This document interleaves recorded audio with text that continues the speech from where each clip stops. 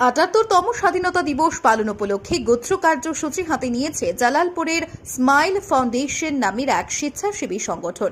বুধবার সংগঠনের কর্মকর্তাদের নিয়ে এক সভা আয়োজিত হয়। এতে তারা বৃহস্পতিবার স্বাধীনতা দিবস পালন উপলক্ষে নানা কার্যসূচি হাতে নেন। পরে সংবাদ মাধ্যমে এ নিয়ে বিস্তারিত জানান স্মাইল ফাউন্ডেশনের নিরুপম নাথ ও রামানুজ নাথ। তারা জানান, বৃহস্পতিবার সকালে প্রথমে জাতীয় পতাকা উত্তোলন করা হবে। এরপর স্থানীয় চিকিৎসা কেন্দ্রে রোগীদের মধ্যে ফলসহ পুষ্টিকর খাদ্য বিতরণ করা, পরিবেশের ভারসাম্য রক্ষার্থে এদিন বৃক্ষরোপণ কার্যসূচি নেওয়া হবে। এর সঙ্গে স্থানীয় মন্দিরের স্বচ্ছতা অভিযান করা হবে।